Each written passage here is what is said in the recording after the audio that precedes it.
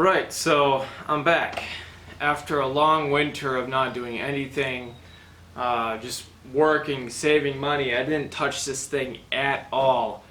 I've been saving money, and as you see, I got some new parts for this thing. When you have so many toys, they get neglected. Like this thing, the pit bike is not really neglected. It's just the pit bike's the best thing I have right now. Everything else I have doesn't run. So I neglect things. And I usually just put straight water in my dirt bike and my race bike because, I mean, water is better for the environment than a coolant, you know what I mean? And this previous winter, I thought I had drained it, and I opened the cap for the radiator and saw it was just bone dry. I was like, oh no, this is where it gets bad. So then I instantly just went for the drain bolt on the engine, and yep, there's water in it. So I'm hoping for the best. I already ordered a head gasket. I also ordered a new chain and fork seals for this bike. I know the fork seals are completely blown. There's oil everywhere in the thing. I have to rip those apart, do my chain, fix whatever's going on in the engine. I hope it's fine. I'm gonna start working on this thing. I'm gonna rip it all apart and start time-lapsing stuff and get to it. God. So my hopeful thinking is that there's a seal in here, and that whatever water froze went through the seal that's behind this pump and ended up in the case.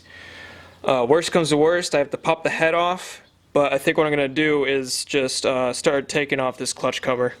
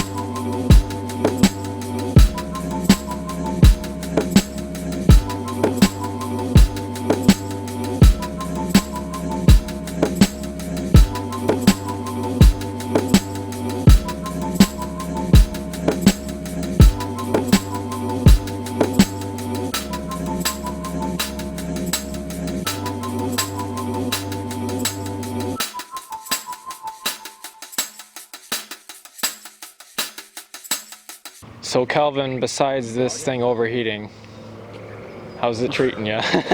Good until it's not. I'm gonna fucking part it out. Part it out, huh? He did. I'm gonna fucking part it out. That's what yeah. I'm doing. It keeps it up. It's going to the fucking scrapyard. I'm not even. How much power did you say it was making? Like 800. That's it. Until it wasn't.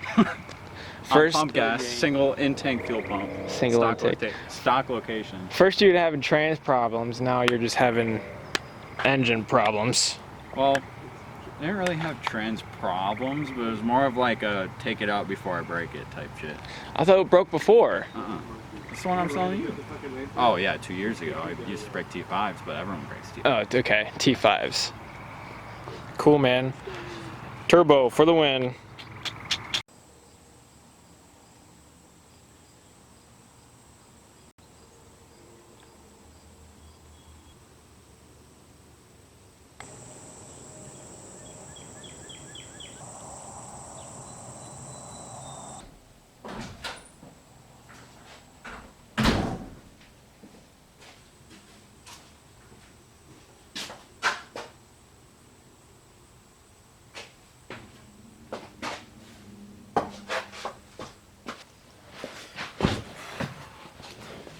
So that was back in July when I took my bike apart. And now another month later, I got some cool stuff to show y'all. So let's go. So as far as the 250 goes, it's back together pretty much, or the top end is. I just have to finish up the whole bike. But the main problem was this, it was the oil seal for the water pump. So I swapped in a new one, then threw it all back together and talking with my hands. But the biggest purchase I did was actually a transmission for my Mustang. Shout out to Calvin, the Mustang that was in this video. I don't know if we brought up possibly buying a transmission, but I did. I bought. So based on what he told me, it's a Viper Spec T56 transmission, has a nice shifter on it, has a 10 spline for the input shaft. I have the clutch I put in, but I need to pull this engine back out to fix that broken clutch bolt and to also get the transmission in the car. We got some nice goodies right here from Vibrant Performance, some AN fittings, AN line.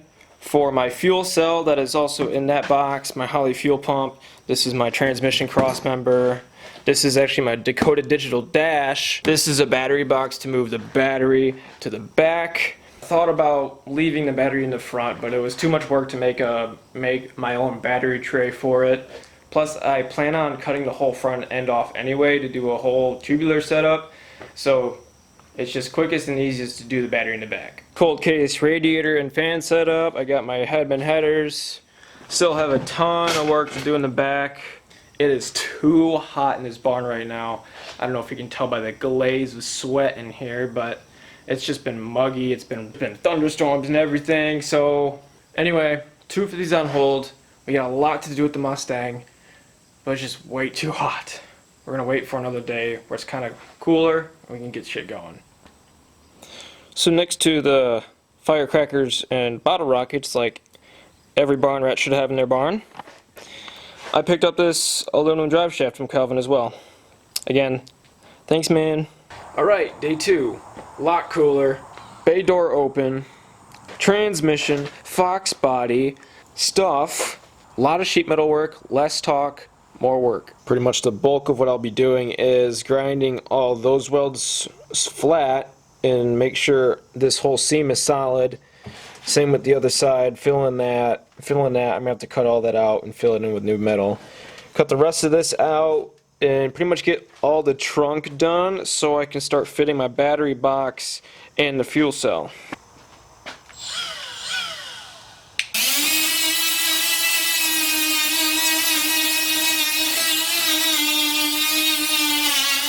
So I got this one looking good, or it looks okay for what it is, you know. A grinder will always help you. Then on this side it looks meh, you know. I'm gonna make a template for that patch. Then yeah, cut that out.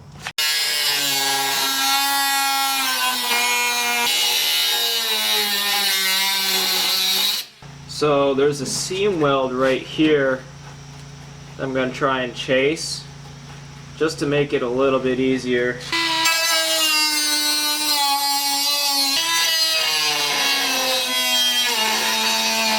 Smoky!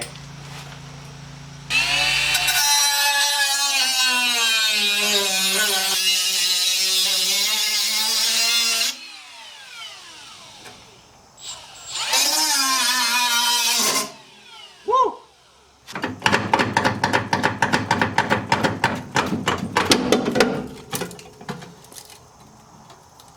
Yeah. Alright, this is where we are right now. This piece right here still has the fuel tank strap and it's a bunch of thick metal, so I just have to slowly grind away at it. So I had already went over and kind of prepped this area for weld. I even made a piece so that will fit just like that. Then I'll just fill in whatever's left on the side and just hammer it in and do all that. I'm not going to be welding right now because there's actually a car meet tonight. It's Friday night. Twisted Chassis Car Meet's hosting a meet. They're going to have a taco truck and everything. So I'm going to bring the camera, walk around, show you some of the cars that I know, and just hang out.